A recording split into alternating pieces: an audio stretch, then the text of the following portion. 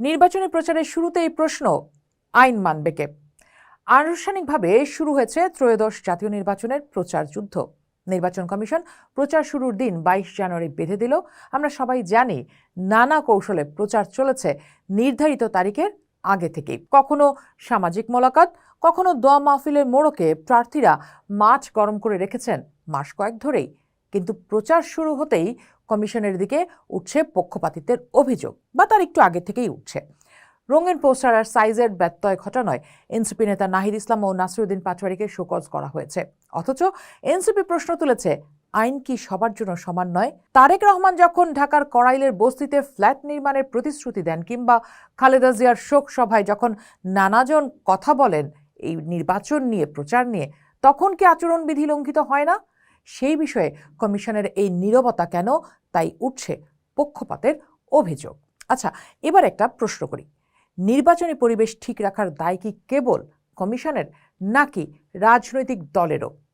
24শে জুলাই আমাদের শিখিয়েছে, অনিয়ম বা বৈষম্য হলে প্রতিবাদ করতে হবে যে কাউকে, যে কোনো অবস্থান থেকে। এবার কমিশন এমন কিছু নিয়ম বেঁধে দিয়েছে যা অতীতে দেখা যায়নি। সেসব বিধি আপনার আসনের প্রার্থী মানছে কিনা, এই প্রশ্ন যদি এখন জারি রাখেন, তাহলে আগামীতে যিনি আপনার আসনে জয়ী হয়ে আসবেন তিনি জানবেন আইন লঙ্ঘন করে, দুর্নীতি করে পার পাওয়া যাবে না। তাহলে চলুন এক নজরে দেখে নিই কি করা যাবে আর কি করা যাবে না। দেশে প্রথমবারের মতো প্রার্থীদের রঙিন পোস্টার ব্যবহার নিষিদ্ধ করা হয়েছে। সাদা কালো নির্দিষ্ট সাইজের পোস্টার করা যাবে। একজন প্রার্থী সর্বোচ্চ 20টি নির্ধারিত মাপের বিলবোর্ড ব্যবহার করতে পারবেন। ধর্মীয় অনুভূতিতে আঘাত বা বিদ্বেষমূলক কথা বললেই বিপদ। মিছিল বা শোডাউনে মোটরসাইকেল, ট্রাক বা মশালের ব্যবহার সম্পূর্ণ নিষিদ্ধ। ব্যানার, ফেস্টুন হতে হবে সাদা কালো এবং নির্ধারিত মাপের। সামাজিক যোগাযোগ মাধ্যমে প্রচার চলবে, তবে এআই এর অসৎ ব্যবহার করলেই শাস্তি।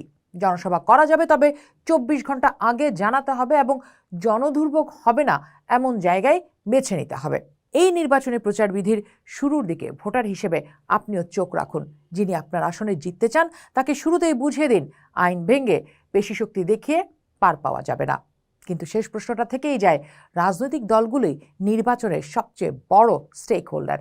তারা নির্বাচনের মাধ্যমে ক্ষমতায় গিয়ে রাষ্ট্র পরিচালনা করতে চায়। কিন্তু যারা দেশ চালাবে বলে স্বপ্ন দেখছে, তারা যদি প্রচারকালেই আইন ভাঙে, তবে ক্ষমতায় গিয়ে তারা কি করবে? নির্বাচনী আচরণ বা পরিবেশ রক্ষার দায় কি কেবল নির্বাচন কমিশনের একার, নাকি যারা আইন প্রণেতা হতে চান তাদেরও আইনের প্রতি শ্রদ্ধা থাকা জরুরি?